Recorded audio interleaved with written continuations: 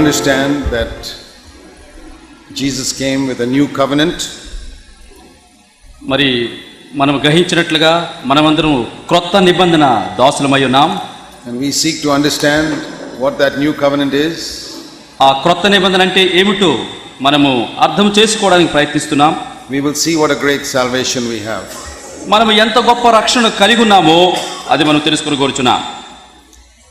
Jesus said that new wine must be put into new wineskins.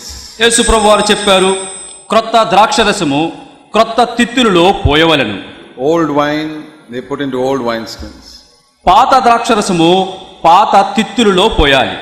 He said if you put the new wine into the old wineskin, it will just burst the wineskin. ఆయన చెప్పారు, క్రొత్త ద్రాక్షరసమును పాత తిత్తుల్లో పోస్తే అవి పిగిలిపోతాయి. He said that if you don't know where it is in Luke chapter 5. అది ఆయన చెప్పారు, మీకు ఎక్కడుందో తెలియకపోతే చూడండి, లూకా సువార్త 5వ అధ్యాయం, where he spoke about that in verse 37 37వ వచనంలో and 38. 38వ వచనంలో ఆ మాట ప్రభు What does పలికారు. that mean? ఈ మాటల అర్థం ఏమిటి? The old wine is life under the law. మరి పాత ద్రాక్షరసము ధర్మశాస్త్రం క్రింద ఉన్న జీవితానికి సూచన. That was a good life. అది మంచిదే జీవము. The people in Israel had the best life in the whole world. ఆ సర్వ ప్రపంచంలో ఇశ్రాయేలు ప్రజలు శ్రేష్టమైన జీవితాలను కలిగి జీవించారు. It was a good life. అది మంచి జీవితం. And they had a system with a high priest and a temple and all, which is a very good system. మరి వారికి దేవాలయం ఉండింది, ప్రధాన యాజకుడు ఉన్నారు, చాలా శ్రేష్టమైనటువంటి ఒక వ్యవస్థను కలిగి వారు జీవించారు. So many festivals and everything was so wonderfully organized. అనేకమైనటువంటి పండుగలు ఉన్నాయి, చక్కగా అవన్నీ కూడా ఏర్పాట్లు జరిగి ఆనందించేవారు. The priests would wear special robes. యాజకులు ప్రత్యేకమైన యాజక దుస్తులు ధరించేవారు. The people gave their tithes to support the Levites. లేవీయులను సమర్థించడానికి ప్రజలు దశమభాగం అర్పించేవారు. And the temple was called the house of God. మరి దేవాలయము దేవుని మందిరముగా పిలువబడుతూ వచ్చింది. But in the new wineskin అయితే క్రొత్త ద్రాక్షరసపు తిత్తులలో is the church. ఇది సంఘము. The new wine is the life of Jesus, ఈ క్రొత్త ద్రాక్షరసము యేసు క్రీస్తు ప్రభువారి యొక్క నూతన జీవము, which is much higher than the life under the law. ధర్మశాస్త్రం కింద ఉన్న జీవముతో పోలిస్తే ఈ జీవము ఎంతో శ్రేష్టమైనది, ఎత్తైనది. If you look at the best person under the Old Testament, పాత నిబంధనలో ఉన్న శ్రేష్టమైన ఒక మనుషుని నువ్వు చూస్తే, Jesus said the greatest person was John the Baptist. యేసు ప్రభువారు అన్నారు, మనుషులందరిలోనికి శ్రేష్టమైన వాడు బాప్తిసమిచ్చే యోహానే. Do you know that we can rise as much higher than John the Baptist as Jesus is above Moses? మోషే కంటే యేసు క్రీస్తు ప్రభువారు ఎంత అధికుడో మరి అంతగా మనము మరి పాత నిబంధనలో ఉన్న వ్యక్తి ఆ యొక్క బాప్తిసమిచ్చే యోహాను వరకు అతను లేవగలడు. What is the difference between Moses and Jesus? మోషేకును యేసు ప్రభువారికి ఉన్న వ్యత్యాసం ఏమిటి? You think it's only a little bit? కేవలం వారి మధ్య ఉన్న భేదము కొద్దిగానే అని అనుకుంటున్నారా? Moses was from this earth. మోషే భూమిలో నుంచి వచ్చినవాడు. Jesus was from heaven. ప్రభువైన యేసుక్రీస్తు వారు పరలోకం నుండి దిగి వచ్చినవాడు. The difference between Moses and Jesus is the difference between earth and heaven. మోషేకు యేసు ప్రభుకున్న వ్యత్యాసం ఎంతయ్యా అంటే భూమికి ఆకాశమునకున్నంత వ్యత్యాసం ఉంది. So when we read in John chapter 1 యోహాను సువార్త 1వ అధ్యాయంలో మనం చదివినప్పుడు and verse 17, 1:17 యోహాను సువార్తలో that the law was given by Moses, but grace and truth came by Jesus Christ. యోహాను 1:17 ధర్మశాస్త్రము మోషే ద్వారా అనుగ్రహింపబడెను, కృపయు సత్యమును యేసుక్రీస్తు ద్వారా కలిగెను. Now many people have misunderstood grace. చాలా మంది కృపను అపార్థం చేసుకున్నారు. Their idea is under the law God was a very strict father. కనుక వారు దేవుని గురించి అభిప్రాయం ఏంటంటే ఎంతో కఠినమైనటువంటి తండ్రి, very punish everybody immediately. ఆయన తప్పు చేస్తే శిక్షించే అటువంటి వాడు. But under grace God has become like some old grandfather who doesn't punish anybody. అయితే కృపలో ఈ దేవుడు ఎట్లాంటి వాడుగా మారాడంటే మరి ఎంతో మరి ఆ తాతలాగా వృద్ధాప్యంలో ఉన్నటువంటి వ్యక్తిలాగా కృప చూపించేవాడుగా మారిపోయాడు. That is a false understanding. ఇది తప్పుడు అభిప్రాయం ప్రజలకు కలిగింది. The correct way will be like this.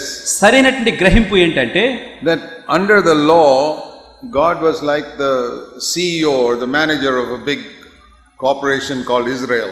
ధర్మశాస్త్రము ఆ క్రింద ఉన్న వారికి ఎట్లా ఉందంటే మరి ఒక మేనేజర్, కంపెనీ మేనేజర్ కింద ఉన్నట్లుగా ఇశ్రాయేలు వారు భావించారు. All the people were workers. ప్రజలందరూ కూడా పనివాండ్రు. You know, if you work in a company, you hardly ever get to meet the top manager. మీకు తెలుసు కదా, ఒక కంపెనీలో పనిచేస్తూ ఉంటే ఆ కంపెనీ ఆ గొప్ప అధికారిని కలవటానికి చాలా కష్టం మీకు. And if the company has got 2 million workers like the Israelites were, Israel almost impossible to meet the manager. ఇశ్రాయేలు వారు ఉన్నంతగా అంత పెద్ద సంఖ్యలో కంపెనీలో కూడా విస్తారమైన లక్షల మంది ప్రజలుంటే ఆ పెద్ద మేనేజర్ని కలవడం కష్టం. But in the new covenant, God has become a father. అయితే క్రొత్త నిబంధనలో ఈ దేవుడు తండ్రిగా మారాడు. Where he is interested in each of his children. ఈ తండ్రిగా అయినప్పుడు తన పిల్లల ప్రతి ఒక్కరి మీద శ్రద్ధ చూపించువాడు. And he wants to lift us up from an earthly life to a heavenly life. భూ సంబంధమైన జీవితము నుంచి పర సంబంధమైనటువంటి జీవం వైపుగా ప్రభువు మనల్ని లేవనెత్త గోరుచున్నాడు. The life under the law could give people only a good life on this earth. ధర్మశాస్త్రం కింద ఉన్నటువంటి మనుషులందరికీ కూడా కేవలం భూమి మీద ఒక మంచి జీవితాన్ని ప్రసాదిస్తుంది. Grace brings us to a heavenly life on this earth. కృప భూలోకంలోనే పర సంబంధమైన జీవితం అనుభవించడానికి సాధ్యపరుస్తుంది. Where the spirit of heaven rules our life and our home and our church. ఈ పర సంబంధమైన ఆత్మ మన జీవితాలు, మన గృహాలు, మన సంఘాలు అది నింపుతూ నడుపుతూ ఉంటుంది. If the spirit of heaven does not rule your mind and life, you have not experienced grace fully. పర సంబంధమైన ఈ దేవుని ఆత్మ నీ మనసును, నీ జీవితాన్ని పరిపూర్ణంగా పరిపాలించకపోయినట్లయితే నువ్వు సంపూర్ణంగా ఈ కృపను గ్రహించిన వాడువు కావు. May have got a little bit of grace where you got forgiveness of sins. కొంచెం కృపను పొందావు, అందు నిమిత్తం పాప క్షమాపణ పొందావు. But it says in John 1:16 we have to receive grace upon grace upon grace upon grace upon grace. యోహాను సువార్త 1వ అధ్యాయం 16వ వచనం రాయబడింది, మనము కృప వెంబడి కృప, కృప వెంబడి కృప పొందుతూ పోతూ ఉన్నాం. Keep on getting more and more. ఇక పొందిన తర్వాత ఇంకా ఎక్కువ కృప, ఇంకా ఎక్కువ కృప పొందుతూ ఉన్నాం. 2 Peter we read we must grow in grace. 2వ పేతురు రాసిన పత్రికలో ఈ కృపనందు మనం వర్ధిల్లుతూ ఎదుగుతూ రావాలి. So you need to ask God to explain to you what grace is. కృప అంటే ఏమిటి అది దేవుని అడిగి తెలుసుకోవాలి. Grace is God's power to help you live a heavenly life on this earth. ఈ భూమి మీద ఉండగానే పరసాందమైనటువంటి జీవితం జీవించుటకు దేవుడు చేసే సహాయమే కృప. Grace is God's power to make your home a heavenly home on this earth.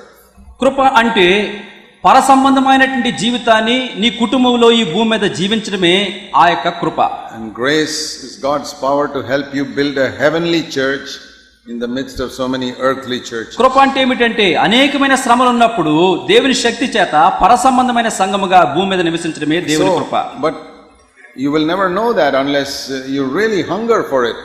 ఆ కృప కొరకు నువ్వు ఆకలి కలిగి ఉంటే తప్ప దాన్ని పూర్తిగా అర్థం చేసుకోలేవు.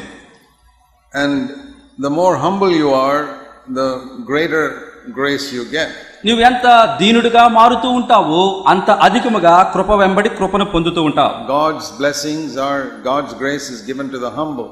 దేవుడు తన యొక్క కృపను దీనులకు అనుగ్రహిస్తూ ఉంటాడు.